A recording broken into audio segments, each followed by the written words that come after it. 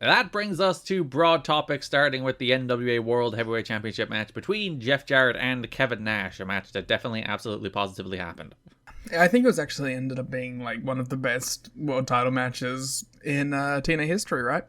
I assume, given you, I believe, unironically believe the first Kevin Nash Jeff Jarrett match is one of the best world title matches in TNA history, you're very excited for this. But in my defense, that's because most of them aren't very good. So we already talked about the main event angle of the first Impact on Spike, where Nash walked out, made it the challenge for the match at Bound for Glory after power bombing Jeff Jarrett. Then the following week, Larry Zbyszko's in the ring with Mike Tenay. Mike grills Larry about how Jarrett got the title shot in Canada, and Larry's like, don't you worry about it, don't you think about these kind of things, it's fine. Which is weird for Larry to say. He's normally like, he's not like he's particularly a heel guy, but he's just kind of inept. But I do at least appreciate the bit of continuity of like, well, how did this man get a title shot in Scott D'Amore's home promotion? What happened there? You in on that conspiracy? And then he just said, no answer. He's like, Mike, shut up, we're talking about something else here. We've moved on. Larry announces Tito Ortiz will be the special referee for Jeff Jarrett versus Nash at Bound for Glory. Tito comes out and very awkwardly says fans will get Bound for Glory. It's very good. It flew off the tongue. I think he's trying to play off the same thing he did for Hard Justice, where he did the line that there will be Hard Justice, but that makes sense. And this did not. Yeah, he's just trying to shoehorn the pay-per-view name somehow into his very bad promo, by the way. There was apparently reports that, like, this was even worse than it seemed taped. But taped, it was not very good at all. No. Which is funny, because, like, Tito can promote a fight. So it's interesting that it's not necessarily a skill set that is translating. It's the classic can't throw a worked punch thing, isn't it? Except he can throw a hell of a worked punch. Yeah, but he can throw the worked punch, but he can't, like, speak extemporaneously about an upcoming match without it sounding painfully scripted. Or maybe they did make the mistake of actually scripting him. It's like, here's your 4 lines. Or maybe he was just nervous and wrote a bunch of shit down he wanted to say, but he sounded like a robot. He sounded like he could barely get words out, and then got some words out. But he has rules, 2 of them. You respect him as a referee, and if you lay a finger on him, he will break yours. Which is a lot nicer than what Kevin Nash said he'd do. Jarrett's music hits, and Don is just like, oh no. Just pure depression. Don feels the same way I feel, at least. We're in week 2 on Spike, and Don is already just like, fucking this guy again. And Jarrett does a promo where it's the same thing all the time. I'll send you back to Hollywood. It's not going to be the longest yard. It's going to be the longest night of your career. Then Nash comes out and brawls with Jarrett. And Tito picks Nash off with a choke, chokes Nash out, and just leaves him laying on the mat choked out. Yeah, kills him. It was so weird. And then he just kind of pushes Jarrett away. But it's like, why did you have him choke out the baby face? I guess to set up the... Is Tito Ortiz on planet Jarrett? Yeah, the planet's not out of axis. It's in the correct orbit. Or maybe you knocked it into the axis of planet Ortiz. Huntington Beach is on planet Jarrett.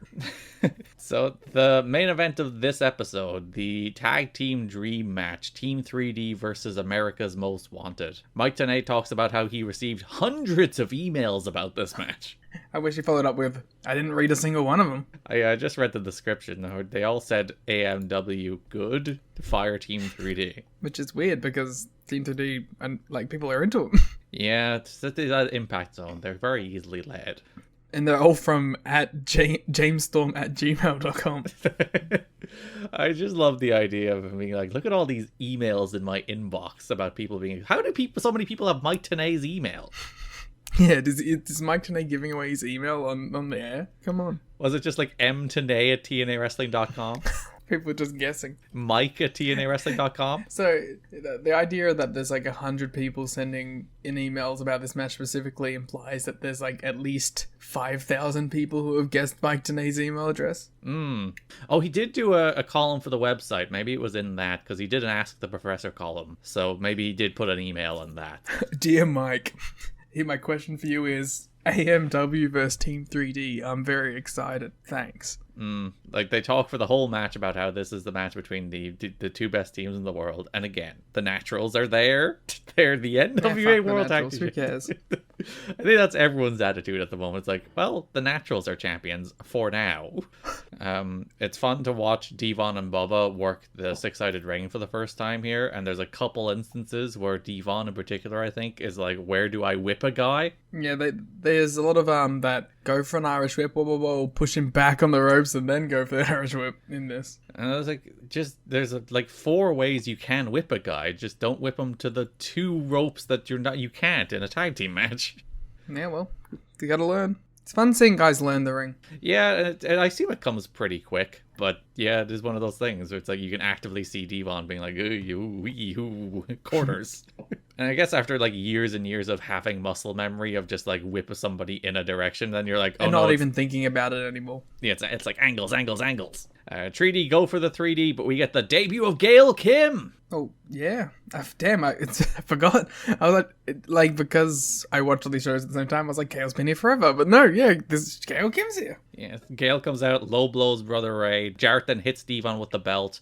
Belt shot and death sentence to Bubba. Death sentence to Devon too. Both guys are bleeding like hell. Guitar shot to Bubba as Planet Jarrett and Gail Kim stand tall. And Team 3D have been decimated. They've been laid out. They've been destroyed by Jarrett and AMW as the heels get their big moment over the new plucky baby faces who can't work the next TV taping because they're working All Japan. So they need to be written out for a little bit. I like that it took literally 3 minutes for Gail Kim to be under the threat of physical violence from a man. Like, that's the stage that pro wrestling is at. Yep.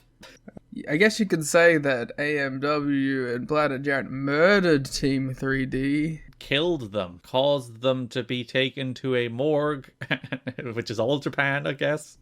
Uh-huh. The morgue that is All Japan Pro Wrestling, and yeah, they were buried there in somewhere Corrigan or something. And thus, I believe, Liam, after that demolition, after that destruction, you can only do a funeral. Okay, so this is the best segment in TNA history. Mm-hmm. It's so funny. It's so good. And even in the like broader context beyond itself being just a funny segment, I cannot believe how many people's like next 10 years of their career personalities were formed in this one segment.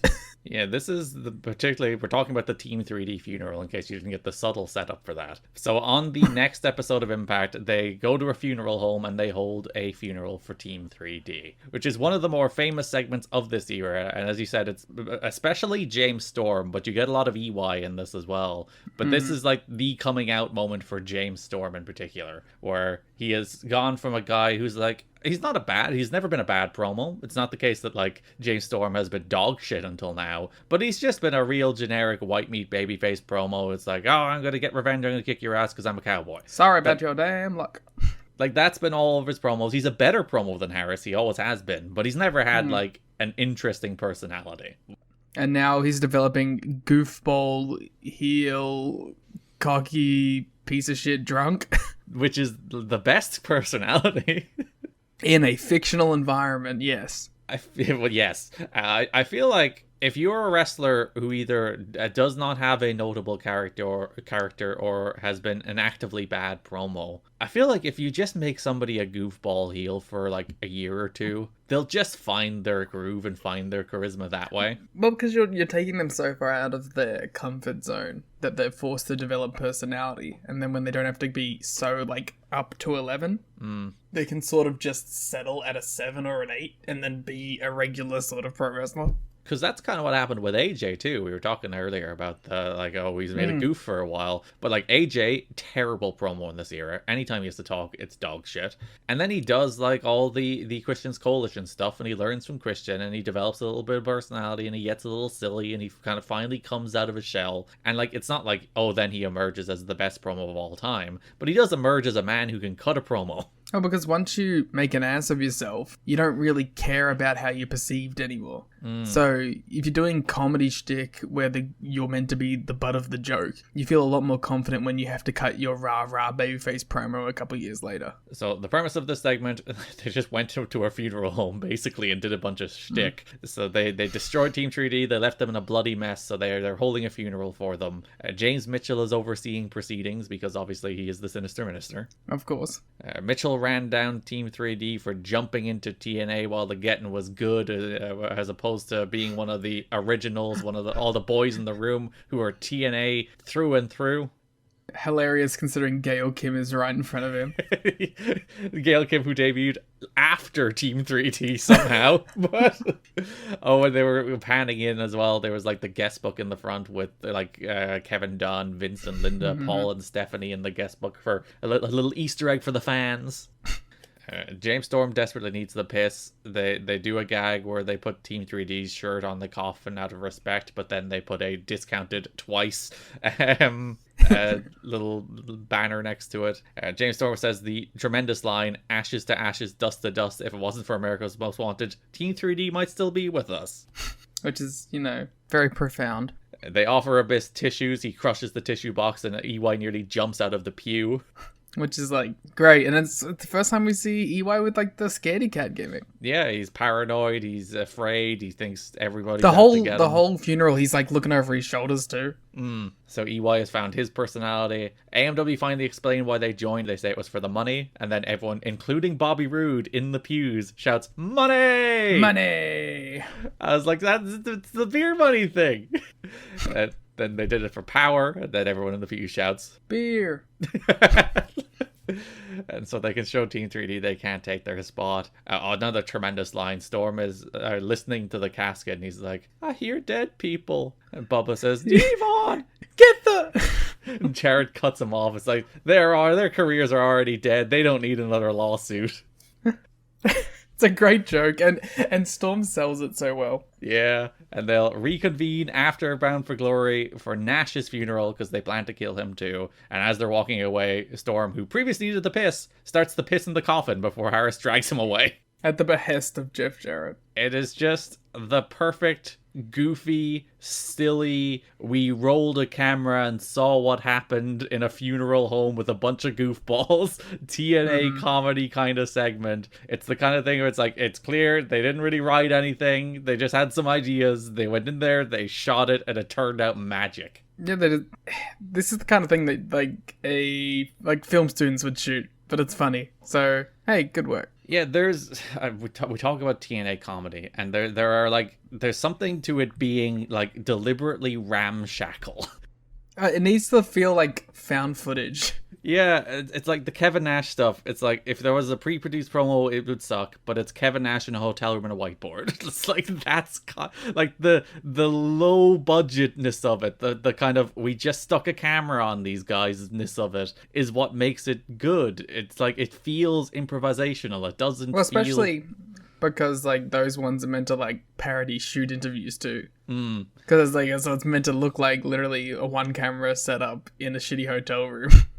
It feels organic. It doesn't feel like a now for our scripted comedy, which I think so much of wrestling comedy feels like. Because like WWE comedy is like Vince McMahon's slapstick pie in the face. And what's AEW comedy? It's TNA comedy with like budget and worse. And then TNA comedy, it's improvisational. It's goofy. That's TNA comedy at its core. My favorite part of reading The Observer about this was there's like, he recaps it like he recaps BTE. Okay. Where it's like, he's just like, oh, one bit after another. And usually these are the kind of things I'd hate, but it was really funny and all the gags were funny. Yeah, I get you. Oh, but yeah, one of the best bits is they come back from it afterwards. And Mike Tenay is like raging. It's like, I cannot believe that kind of disrespect. And the crowd are chanting, that was awesome in the background at the vignette. And me and you were chanting, that was awesome while he's saying it. Dave was told that Eric Young and AMW in particular, and maybe James Storm more than anybody, will get over strong from this. And internally, people are thinking the segment will put some people on the map, which they were right. It did. So the amazing thing, according to Dave, is that the entire vignette was shot at a cost of less than $1,000. It was just done with JB's camera, no lighting, no sound guy, a one camera shoot, and edited by Borash and Jesse Ward of Tough Enough fame. Nice. So the classic, we spent no money on it. We basically just brought a camera to a funeral home. They let us film there and we filmed there. We gave him $200. On the Go Home show, franchise has Jarrett, Monty, Abyss, and Mitchell, because the main event of the Go Home show is Jarrett, Monty, and Abyss versus Styles, Hardy, and Lance Hoyt.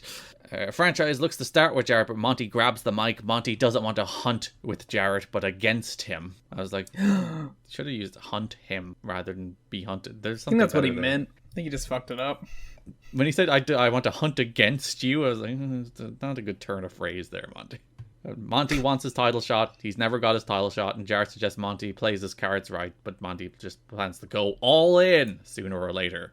Whoa, Monty Brown confirmed for All In. I was watching a bunch of 2009 TNA where Sting says, I'm all in, like 15 times. I was like, oh, foreshadowing. What did he know? So the main event of that episode, Jarrett, Monty, and Abyss versus AJ Styles, Lance Hoyt, and Jeff Hardy. As Monty's making his entrance, they play the football B-roll again, so they're getting their value for money there. Fair enough. My favorite thing about every Jeff Hardy entrance is his music hits, and there's like the low male chorus of boos, followed by the high-pitched women cheering. The John Cena effect. Yeah, it's like boo ah! every time. And the boos always come in first before the cheers get there. It's really fun. I've always loved like people who are that polarizing. So this show airs the day before Bound for Glory, and Abyss and Hardy will be in Monsters Ball. And this is the main event of this episode that airs at 11 p.m. So, in theory, the second that these guys get to the back, they're going to be dragged into their dark rooms without food. I hope they at least give them like a water so they're rehydrated after they wrestled. They don't get water. But before they go in. Nope, that's a specific rule, is that they don't get water. Yeah, when they're in there, but in like the minute while they're dragging them to the dark room, just let them hydrate a little bit. Nope. Have you ever seen Abyss? No man has ever needed hydration more. That's his plan. He got his shirt really wet so we could wring it out while he was locked in the room. He can drip it into his mouth while he's stuck there. Jeff can lick his face paint. It's actually edible face paint. Disgusting. I love this match, by the way. I thought this was a real good, real fun TV main event where AJ looked like an absolute $1,000,000. Like AJ was running wild. He hit the dropkick. He hit the Pele over his shoulder while Jarrett was coming at him. Like he dropkicked, I think, Monty, and he did his big like pose because he hit a dropkick. And then just seamlessly, as Jarrett stepped behind him, he just nailed him with the Pele. Dives and tornado DDTs, and there was a ton going on, and the cool babyface team of Lance Hoyt, AJ Styles, Jeff Hardy. It's everything you'd want from the classic let's throw a bunch of people who are in opposite pay-per-view matches against each other in a 6-man tag in the go-home show. Your favorite. It is one of my favorites. It is a timeless classic. It works every time. Styles went for the spiral tap, but Daniels ran out, grabbed Styles' leg. There's a bunch of other stuff, like they announced a tag title rematch that we'll get to a second, and there's some Cassidy Riley stuff that we'll get to when we get to Raven. But for the most part, this is just your classic go-home show. Jarrett was about to stroke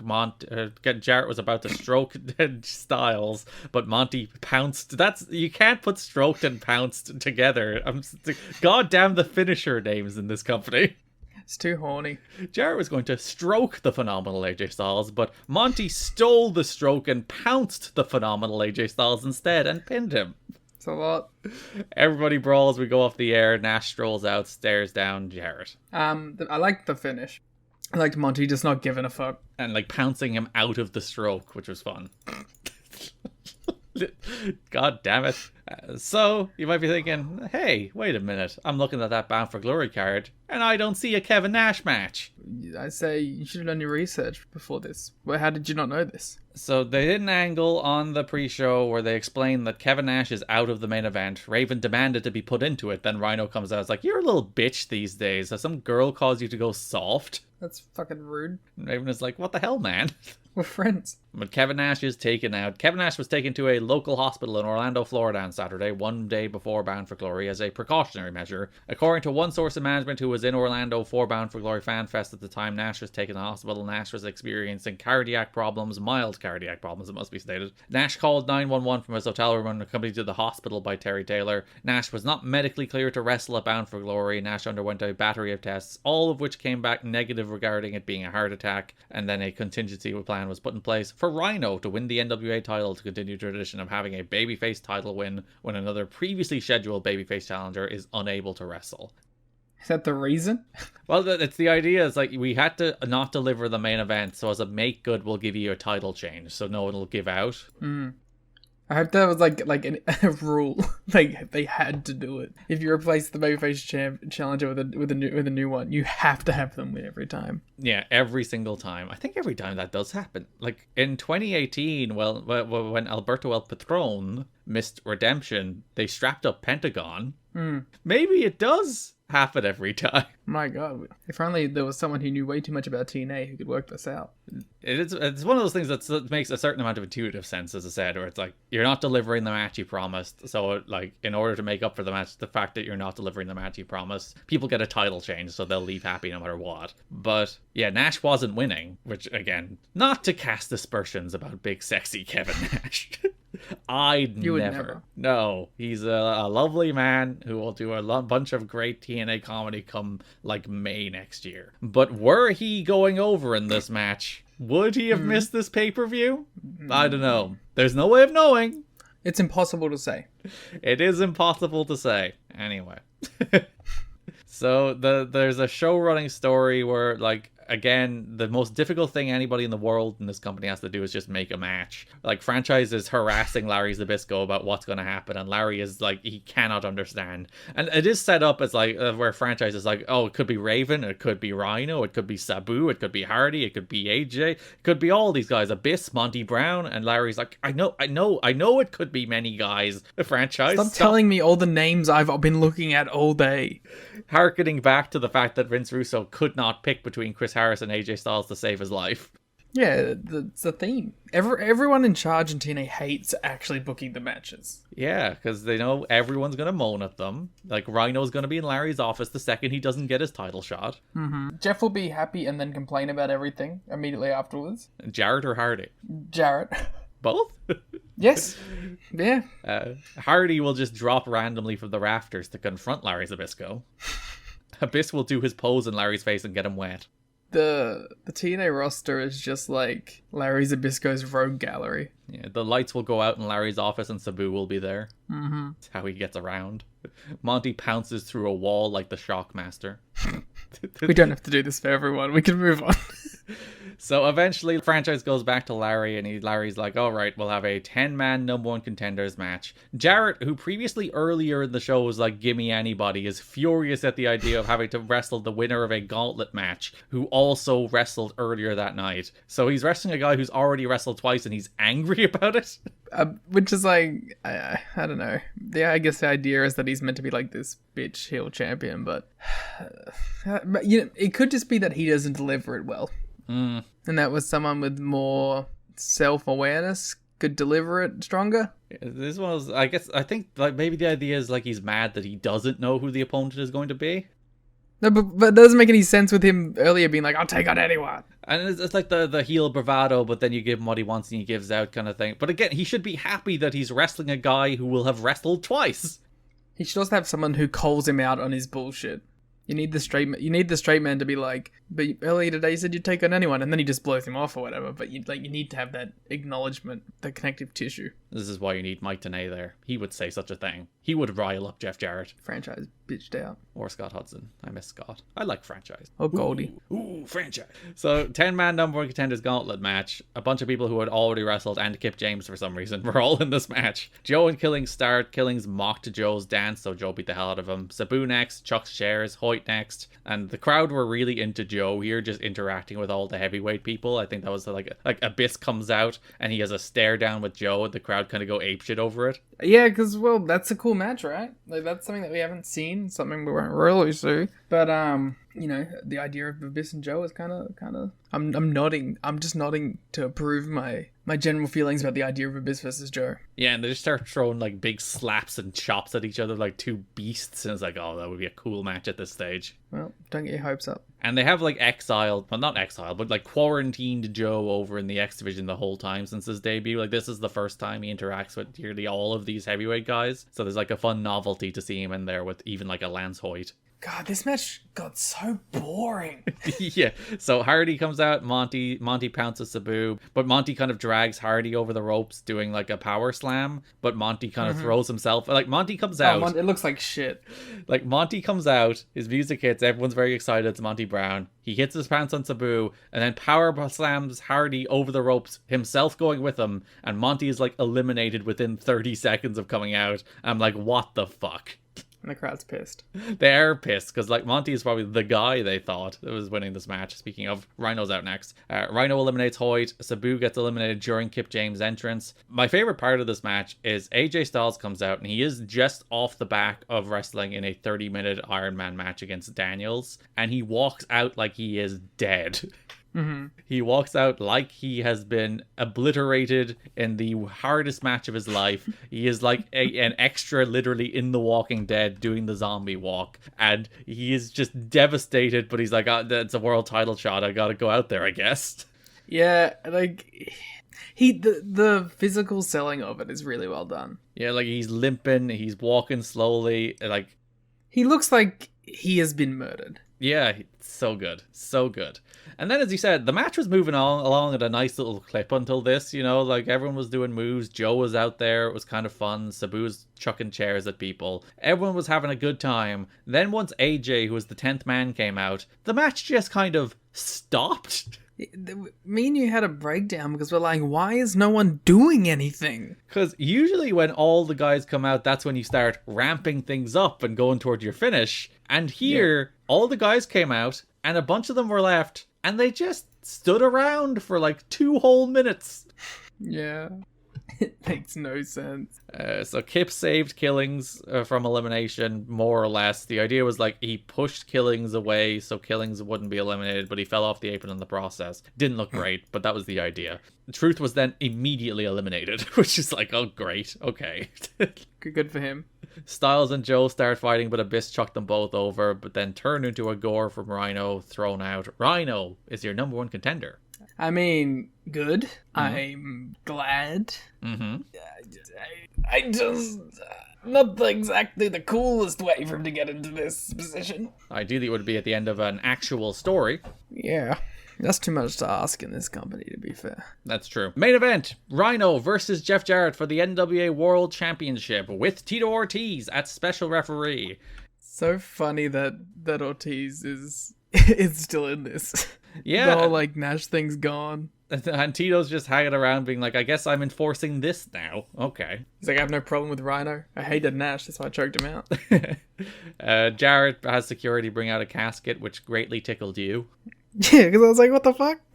Because they fill the arena with a bunch of like smoke. They turn on the fog machine, and then there's just one security dude walks out ahead of the casket. Yeah, it wasn't the casket itself. It was the fact that this one dude just fucking walked out, and it looked like he was making his entrance.